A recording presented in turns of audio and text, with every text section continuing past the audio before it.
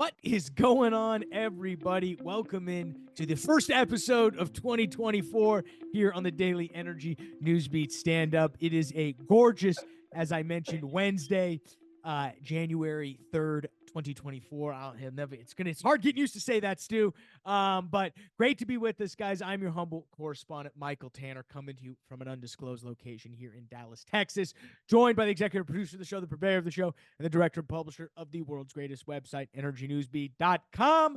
We're back, Stu. Did you have a good break? Oh, it was unbelievable. Got to spend some time with my grandson, my daughter, my son, and my spousage. I got a little bit of a sun in Florida, one of the last places you can still get sun this time of year. So it was interesting. I've never done a Christmas in Florida, but definitely would like to do it again. So, hey, we're going to have a fantastic year. Buckle up. It's going to be energy entertainment. It's going to be absolutely unbelievable. We have an absolutely a great menu lined up. OPEC's, we're going to be keep it a little more general today. Markets are sort of, as we record this on Tuesday the 2nd, things are still kind of warming up for the new year. We do have markets open a little bit, but, tomorrow is really going to kind of be the big day when everything starts rolling out. So today's story is a little more general. We'll start out with OPEC's influence on oil prices to remain significant in 2024. Next up, Qatar Energy, ExxonMobil moving forward, Global Pass LNG work, and then finally, energy market outlook. What can we expect in 2024?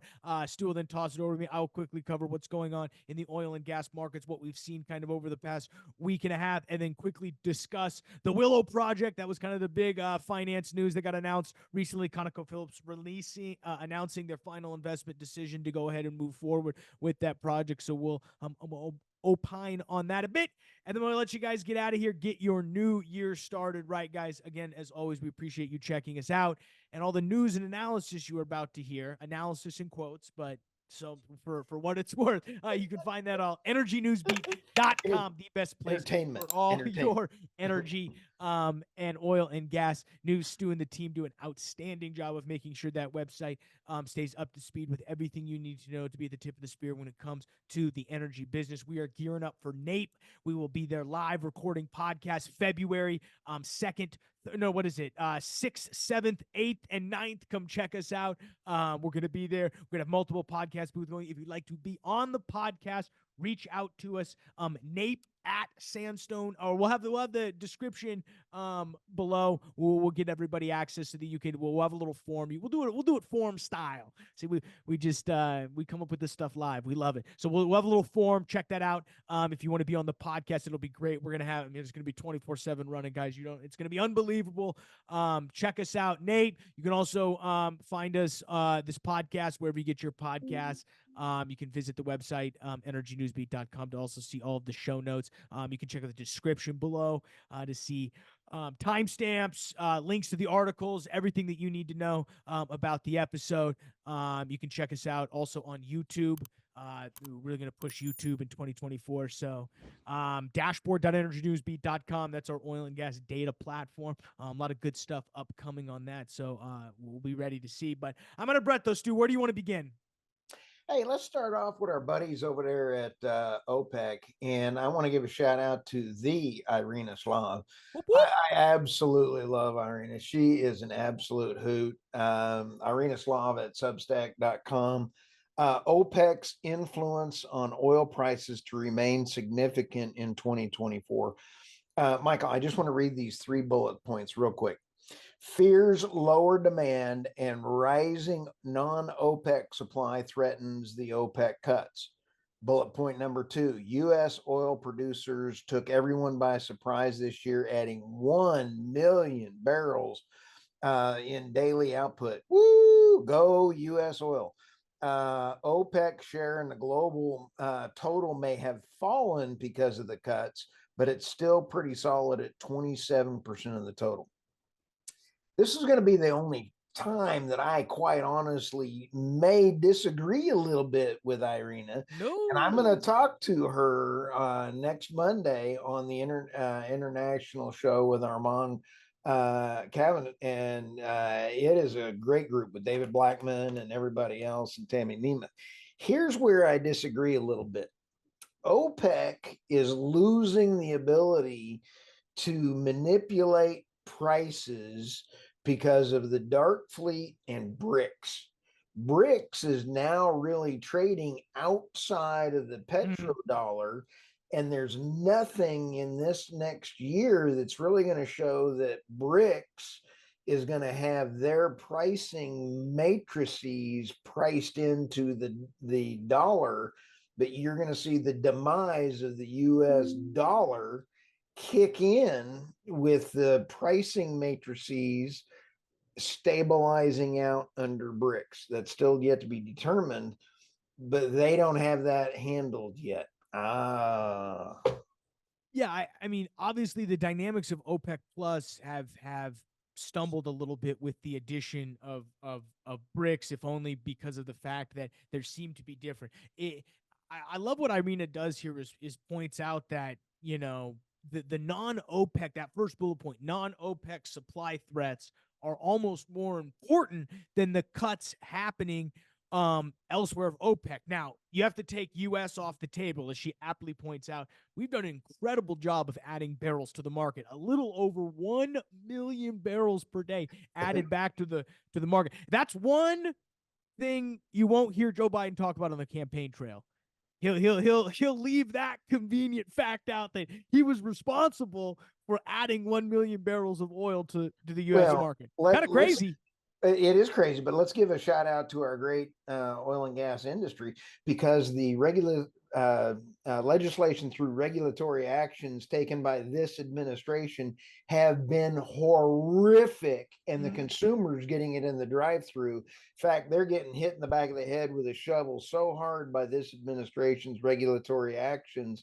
Their price for energy is gone through the roof, and they get hit in the back of the head with a shovel.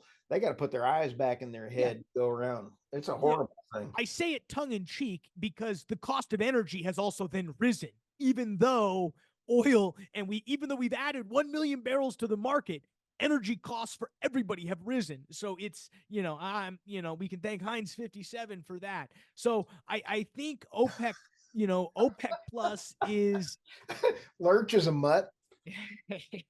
OPEC Plus, I think, is really in an interesting position. They can continue to cut. And as we sit here right now, oil's $70. Not even a full, the only thing that, and I hate to say this, the only thing that's going to save oil prices, and when I mean save, I mean get it back to the $90, $100, $120 oil prediction that everybody had. I mean, let's be very clear here. Everybody in quarter 3 of 2023, every talking head was saying $90 to $100 oil. As we stand today in 2024, oil is $70, and the only thing that can possibly get us there is full-blown Lindsey Graham style war with Iran, which nobody wants, and we should avoid at all costs. That man needs to be run out of town. He's been lobotomized. He's been lobotomized. Oh, what a chatterhead. Lindsey Graham, being a Republican, is absolutely a chatterhead. And Lindsey Graham, if you're listening to the show, you're invited to come on this podcast. I will fly out and talk to you. I want to find out what you're thinking. I want to look under your toupee and find out. I'd prefer to talk to his stunt double. I mean, he's been lobotomized, but that's beside the point. Point is, outside of that horrific thought of war with Iran, direct conflict with Iran. But Iran had their destroyer go into the Red Sea, and oil burped for 12 hours. And so now you and I have talked about this last year. You can see wars break out, and it really does not impact it. Here's where I'm going to say it does impact it if Lindsey Graham gets his way, because the Iran is shipping everything that they can, not in US dollars.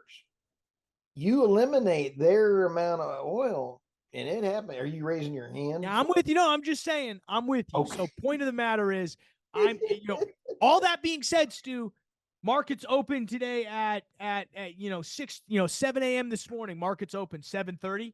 What happened? Or excuse me, 8:30 our time. We've seen an absolute tumble from 7 a.m. up at 70, a little north of 73.50, all the way to currently trading here. I mean, it's about 11:30 a.m. here on Tuesday, 70.64. That's right.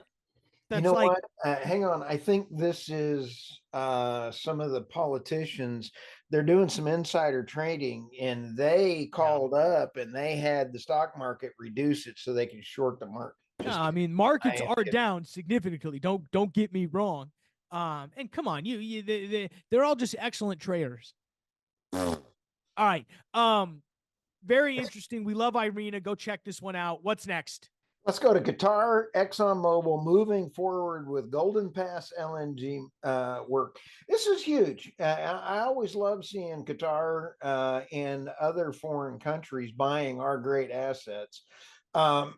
Japan has bought a lot of the LNG facilities so they can nail down theirs. They just announced that last month as well too. Then you have Nice. Total Energy buying enough for 2 nuclear reactors.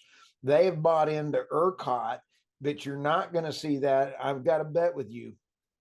What right now? We're going to write this down.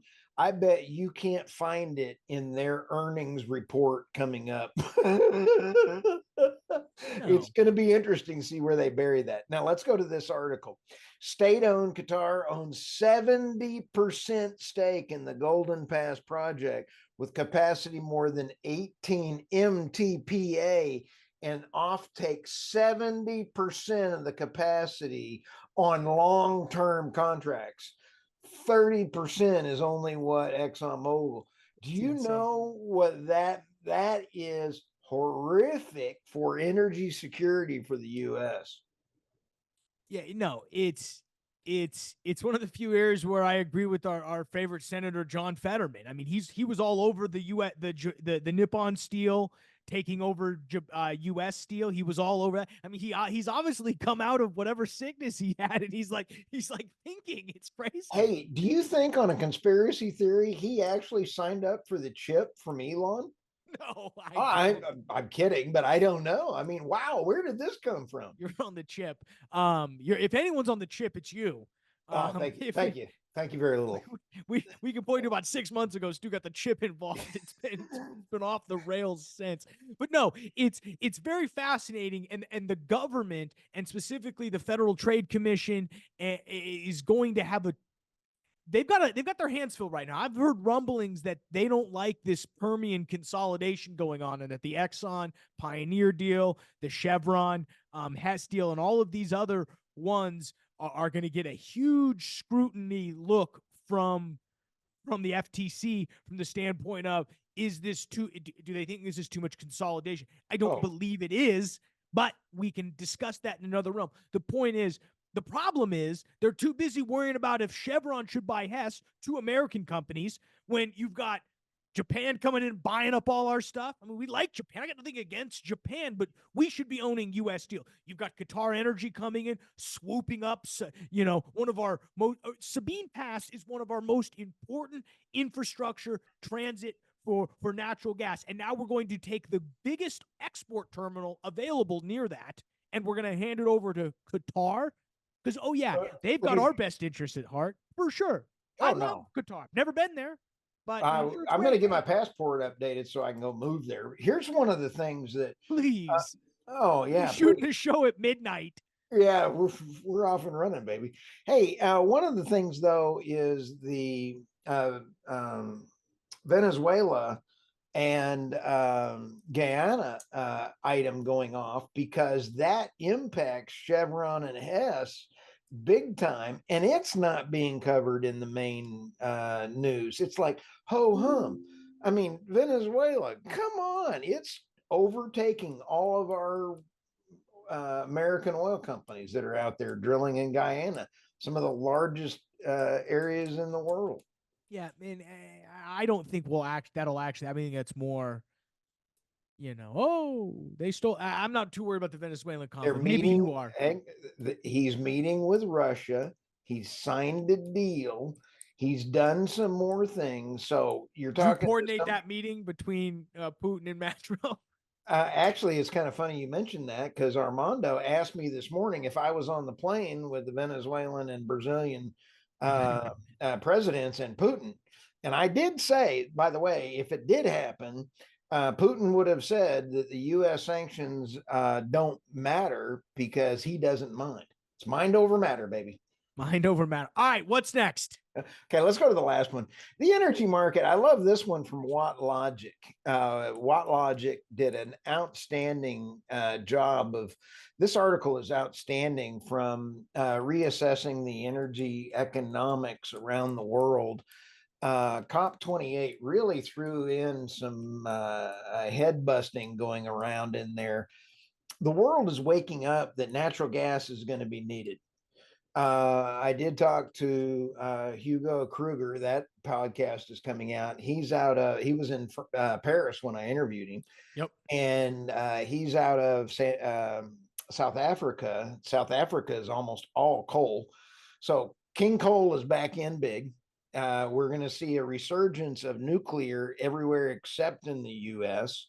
You're seeing the big interconnect between Denmark and England that has now come in. England is now importing big amounts of energy from France and nuclear. Nuclear resurgence is coming back into France. They are now rebuilding some of they're only at 50% capacity on their nuclear fleet. So you're also going to see a huge, just like you're seeing with those other energy thread that we had running in today's show, the natural gas rolling back into being very, very important to the global market. China this morning had just put out that they have gone from 20 billion in their capacity for natural gas to 50 billion. I have to go through the numbers again, but it's incredible. Took them 20 years to get to 30. Took them 3 years to get to 40, and they're going to be there in a year to get to the 50. Unbelievable amount of natural gas China is putting out now. I mean, I agree with everything you said. I think it's going to be a real interesting year for energy. I think it's going to be a great year for energy. I think we're going to see natural gas continue to win as the fuel of the future, despite everybody's, despite all the cops, where's COP 30 this year or next year? Don't know and don't care. I don't know that it'll actually happen, and I'll go into that in a different podcast. But there's a lot of things happening on that, and I'll bring that in. That's a teaser. You heard it here second. Yeah. Anyway. No, absolutely love it. You got anything else? Oh, no. We're going to have a great year, Michael. I want to give everybody a shout out for a thank you for everyone that gave us great feedback. Michael, I want to give you a shout out because your deal spotlight is finally coming to fruition, and our feedback on your expertise is phenomenal. Great job. I don't know who you're talking about, but it's your dog. He's not. It's Sandy over there. It's Sandy over there. But no, I appreciate it. Great stuff coming out. We've got some cool new sponsors. We're excited to announce some projects with. And if you are looking to do any sort of content marketing, if you guys are needing to push whatever company you got, give us a call, guys. Questions at energynewsbeat.com, and one last thing. We'll help you up. What do you got? We got finance up next. Oh, yeah, but NAPE is where deals happen, and Energy Newsbeat is where reach happens. Oh, man, you love that. I love that one. Even if never mind. Off to you.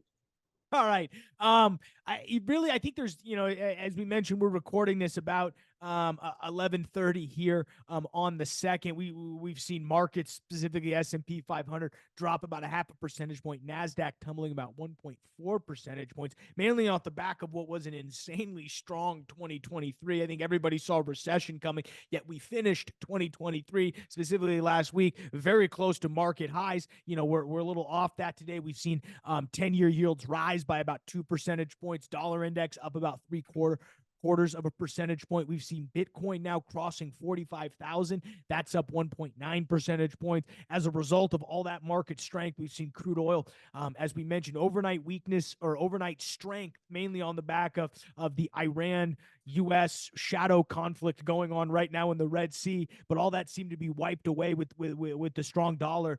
Oil now currently down about 1.6 percentage points from that opening here on the second, 70.81 as we currently trade. Brent oil only down about a half a percentage point, 77.81. Natural gas actually trading up a little bit relative to where it opened. Or relative to the close yesterday, but still down overall on the day, $2.56 currently. So, good to see natural gas slightly pop a little bit. I thought there was two things that were interesting, Stu. One, we heard over what was really a quiet, last week, to be honest. We would have come live if there was anything crazy that happened. Really, the only thing that I saw that dropped, Stu, was the ConocoPhillips announces the final investment decision as a go for the Willow Project, which is located on Alaska's North Slope.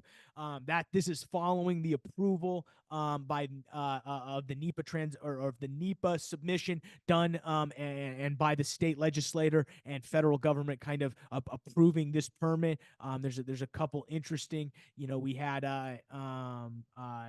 both senators, Dan Sullivan and Lisa Murkowski, who were excited and say they're grateful for the Supreme Court for being able to spin that out. This is estimated to do at peaks 180,000 barrels of crude oil per day. They're estimating somewhere between 8 and 17 billion in new revenue for the federal government, state of Alaska, and the state Alaska Native communities. You want to talk about you want to talk about UBI? Alaska's been giving oil checks out for a while. They're about to go up because Conoco's going to come in. This is one of the, we could talk maybe in another podcast about some of the last untouched, just huge amount of reserves that are available. It's pretty much, we found it all. I mean, not that we didn't know it was here, but we're running out of these type of locations. This is one of them. The Ninth Circuit appeals going ahead and denying that plaintiff's request for an injunction. So they're able to go ahead and say, let's move forward. That's going to be a big project, Stu. We know you're sensitive and you love the North Slope up there. I do. My granddad, he's one of the chief geologists that discovered it up there. And I got some really cool pictures of him stepping off the old helicopters. And I love me some Alaska. No, absolutely. One of these days you'll be bear country will literally be Alaska. Right now it's not. But got an overpopulation of bears hanging around. Yeah, no, absolutely. So what else you got, Stu? Oh, it's just going to be a fantastic year, dude. Yeah, it's going to be great. We appreciate everybody staying with us. We're excited for 2024. We're back. Lots of energy. We're ready to go. We'll be with you all through the craziness in 2024, guys. With that, we'll let you get out of here, get back to work. Have a great week, guys. We'll see you tomorrow, folks.